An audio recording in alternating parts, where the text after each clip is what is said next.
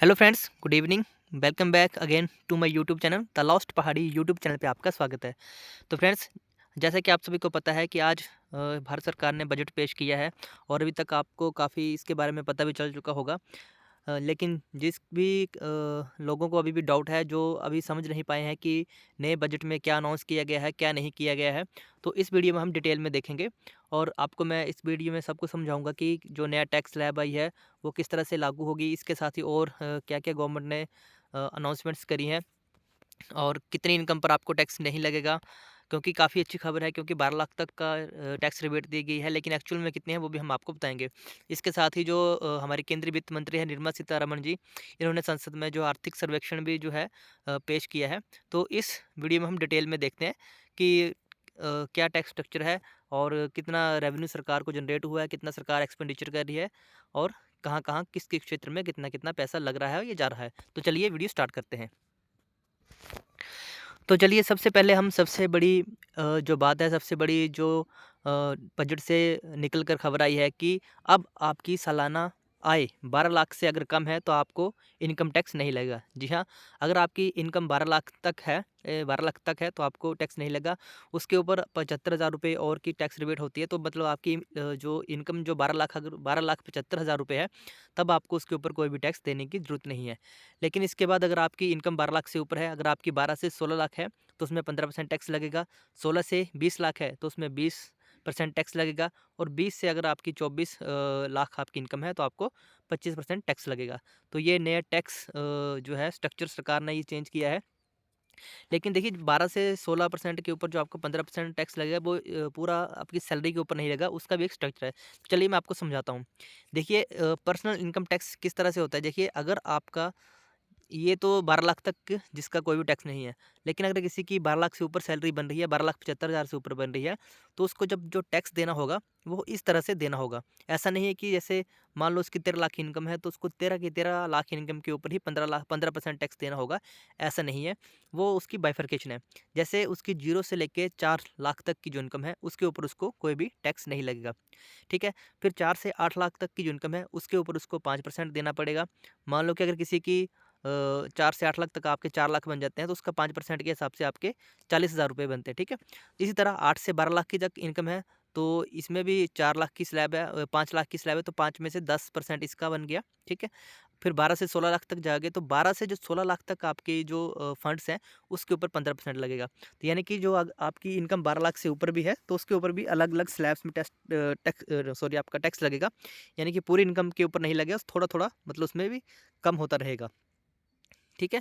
जैसे मान लो कि अगर 15 लाख इनकम है, तो ऐसा नहीं 15 के ऊपर ही आपका ती 15% लगेगा। जो ये जो स्ट्रक्चर यहाँ पे दिखाया गया है, उस हिसाब से आपको टैक्स लगेगा इनकम के स्लैब्स के हिसाब से। ठीक है? ये आपका जो एग्जिस्टिंग अभी है, तो किसमें तो आपको पता ही है कि 5%, 10%, 15, 20 इस तरह से था और उसमें जो है अगर आपकी 7 लाख से इनकम हो जाती थी ऊपर, तो आपको इस तरह से टैक्स दिया जाता था।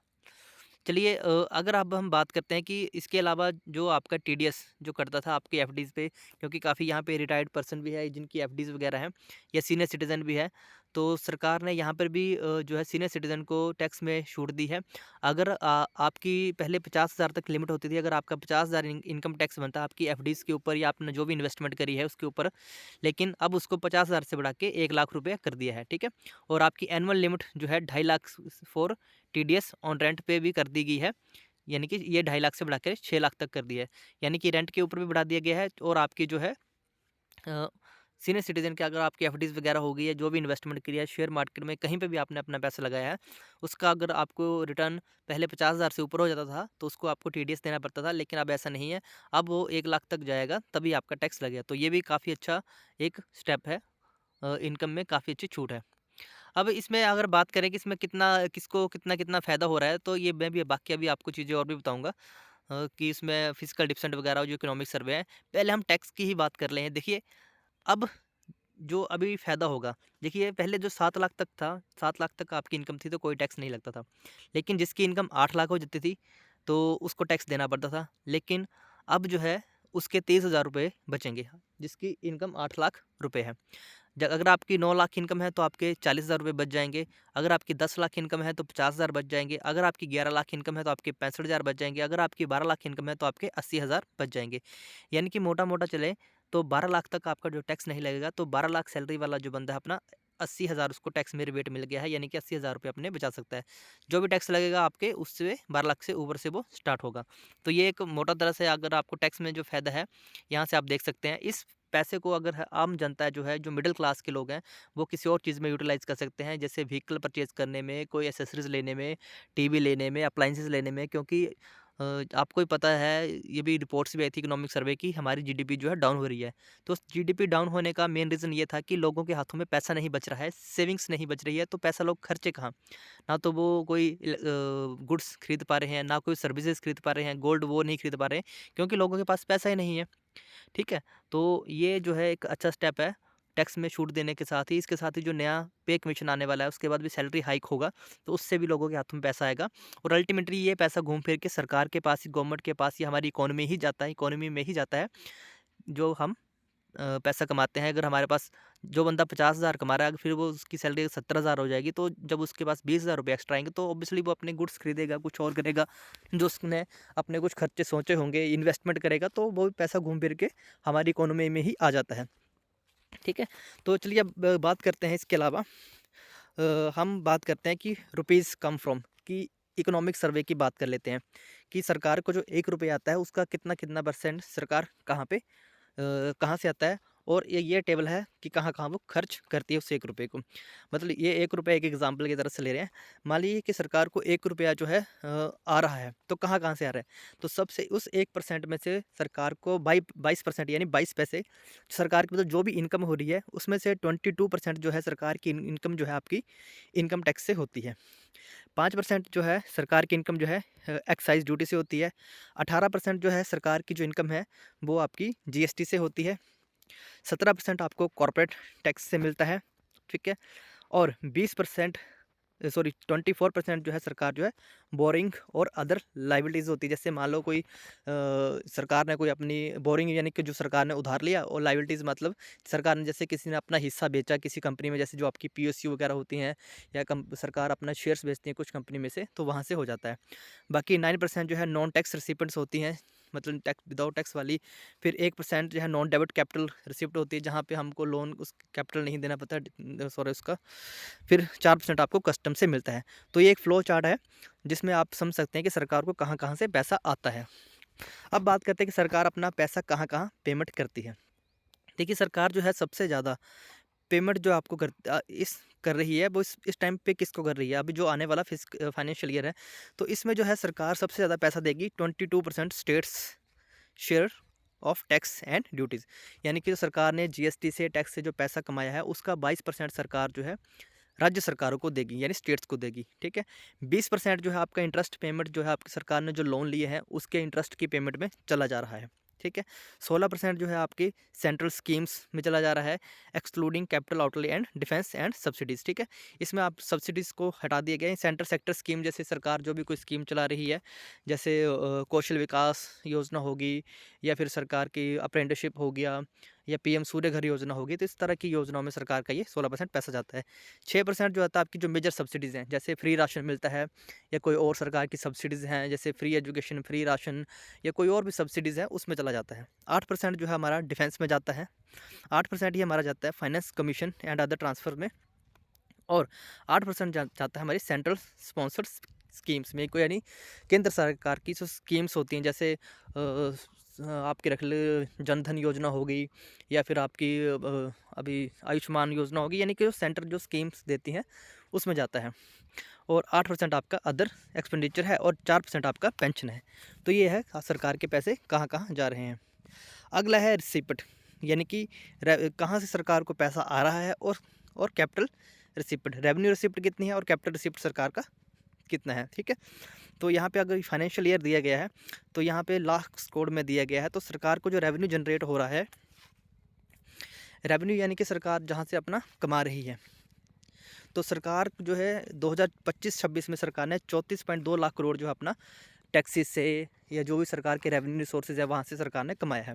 और कैपिटल रिसीप्ट्स में क्या होता है, कैपिटल यानी कि जैसे लोन हो गया, सरकार जो अपनी किसी कंपनी में हिस्सेदारी बेचती है वहाँ से जो सरकार ने कमाया है। तो ये अगर 25-26 की बात करें तो 16.4 लाख करोड़ जो है सरकार ने लोन से या अपने सरकारी कंपनी में अपनी हिस्सेदारी वगैरह बेच के वहाँ से कमाए हैं। तो ये आप ईयर वाइज ग्राफ देख सकते हैं। तो इस साल जो है काफ़ी अच्छी इम्प्रूवमेंट जो है सरकार की हुई है। तो ये आप देख सकते हैं, ये जो हमारी टोटल रिसिप्ट है, यानी कि सरकार ने कहाँ कहाँ से कितने कितने पैसे कमाए हैं। अब ये है आपका सरकार का एक्सपेंडिचर, ठीक है। तो सरकार कहाँ पे कितना कितना पैसा खर्च रही है। तो इफेक्टिव कैपिटल एक्सपेंडिचर है आपका यहाँ पे 15.5 लाख करोड़ है।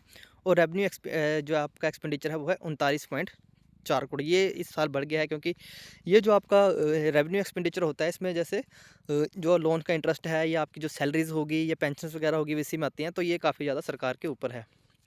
अब बात करते हैं डेफिसिट, यानी कि राजकोषीय घाटा जिसको हम कहते हैं फिजिकल डेफिसिट। तो फिजिकल डेफिसिट जो है 2025-26 में जो आपका फिजिकल डेफिसिट रहने का जो अनुमान है वो आपका 4.4% रहने का अनुमान है। तो देखिए फिजिकल डेफिसिट क्या होता है कि सरकार जितना कमा रही है और कितना खर्च कर रही है। तो मान लो कि अगर सरकार 100 रुपये कमा रही है और 110 रुपये खर्च कर रही है, तो उसका फिजिकल डेफिसिट जो हो गया 10% हो गया, यानी कि 10% ज़्यादा खर्च रही है, ठीक है। यानी कि कमाई से ज़्यादा खर्च रही है। तो फिजिकल डेफिसिट इसको ही होता है। और क्योंकि मैक्सिमम गवर्नमेंट्स ऐसे ही करती हैं, वो जो है कमाई से ज़्यादा खर्च करती हैं, क्योंकि वो और ये जो एक्स्ट्रा जो सरकारें खर्च करती हैं ये सरकार जो है लोन्स के रूप में लेती हैं, ठीक है। तो अभी जो बात करें कि टोटल जीडीपी का 4.4% हमारा फिजिकल डेफिसिट है जो कि सरकार एक्स्ट्रा खर्च कर रही है। अगर हम ट्रेंड की बात करें, trend in net receipt of centre और टोटल ट्रांसफ़र टू स्टेट, देखिए ये एक बहुत अच्छी बात है कि सरकार जो है कहाँ कहाँ से जो है सिपट कमा रही है और सरकार कहाँ कहाँ किस किस को ट्रांसफ़र कर रही है, स्टेट को कितना ट्रांसफ़र कर रही है। तो यहाँ भी ये भी लाख करोड़ में दिया गया है। देखिए नेट सेंट्रल टैक्स रेवेन्यू यहाँ पे दिया गया है करोड्स में। अगर आप 25-26 की बात करें तो यहाँ पे 28.4 लाख करोड़ जो है सरकार कमाएगी, जो आपके टैक्स रेवेन्यू से। नॉन टैक्स रेवेन्यू से सरकार 5.8 लाख करोड़ कमाएगी और 0.8 लाख करोड़ सरकार जो कमाएगी आपकी नॉन डेबिट कैपिटल रिसिप्ट से। और सरकार ट्रांसफ़र जो हमारी राज्य सरकार होती है स्टेट्स को कितना ट्रांसफ़र कर रही है, तो पिछले साल फाइनेंशियल ईयर 24-25 में सरकार ने जो है 22.76 लाख करोड़ रुपये जो है राज्य सरकारों को ट्रांसफ़र किया है, यानी कि उनका शेयर दिया गया है। इस साल जो है 25-26 में सरकार जो है आपका सरकार जो है 25.60 लाख करोड़ जो है राज्य सरकार को देगी। तो ये सरकार का जो है टोटल ट्रांसफ़र शेयर है जो स्टेट और यूटी को देगी, और ये काफ़ी अच्छा अमाउंट है इस साल। देखिए ये टाइम के साथ ये लगातार ये बढ़ता ही जा रहा है, क्योंकि सरकार चाहती है कि राज्य सरकारों के हाथ में पैसा आए और वो उसको इंफ्रास्ट्रक्चर में लगाए, और अल्टीमेटली वो पैसा घूम फिर के फिर सरकार के ही पास आता है, सरकारों के ही पास आता है। क्योंकि इससे अगर इंफ्रास्ट्रक्चर या में कोई पैसा लगता है तो उससे रोज़गार क्रिएट होता है और उसमें एक ग्रोथ भी होती है, क्योंकि इकोनॉमी इसमें रन करती रहती है। देखिए अगर कोई बंदा एक पैसा अपनी जेब में रखे रहेगा 100 साल तक तो उसकी वैल्यू वो बढ़ती नहीं है, ठीक है। पैसा फ्लो में रहना चाहिए, इसलिए सरकार जो है सभी सेक्टर में इस बार पैसा दे रही है। बाकी अगर हम मेजर एक्सपेंडिचर की बात करें तो देखिए डिफेंस में जो है सरकार 4,91,732 करोड़ रुपये खर्च कर रही है। रूरल डेवलपमेंट में सरकार जो है आपकी 2,66,000 करोड़ कर रही है। होम्स फेयर में 2,33,211 करोड़ खर्च कर रही है। तो यहाँ पे टोटल ये जो लिस्ट है सरकार किस किस सेक्टर में कितने कितने पैसे खर्च रही है। तो अभी इस साल भी हम मान के चल सकते हैं, इस साल भी आपका जो सरकार का यूनियन बजट है वो लगभग 55 लाख करोड़ के आसपास होगा, और ये काफ़ी अच्छी बात है। तो ये सारे पॉइंट्स थे जो मैंने आपको बजट के रिगार्डिंग और जो आपका हमारा जो इकोनॉमिक सर्वे उसके रिगार्डिंग मैंने आपको बताया है। आई होप आपको क्लियर हो चुके होंगे। और सबसे ज़्यादा जो वेट कर रहे थे आपके सैलरीज एम्प्लॉयज़, चाहे वो गवर्नमेंट सेक्टर में हो चाहे वो प्राइवेट सेक्टर में हो, क्योंकि टैक्स में रिबेट चाहते थे, क्योंकि बहुत ज़्यादा टैक्सेस हो चुके थे। और फाइनली जो है मिडिल क्लास को राहत मिली है। 12 लाख तक जो है आपकी इनकम में आपको छूट मिल गई है कि 12 लाख तक अगर आपकी इनकम है तो आपको कोई भी टैक्स देने की ज़रूरत नहीं है। तो चलिए इसी के साथ वीडियो क्लोज़ करते हैं। बाकी कल डिटेल में और बजट आएगा कि किस किस सेक्टर में कितना है, कौन कौन सी नई स्कीम्स हैं, उसके रिगार्डिंग एक डिटेल में आएगा, तो उसके बाद मैं उसके बारे में आपको इन्फॉर्मेशन दे दूँगा। तो इसके साथ वीडियो क्लोज़ करते हैं। वीडियो देखने के लिए धन्यवाद। Thanks for watching. जय हिंद, जय हिमाचल।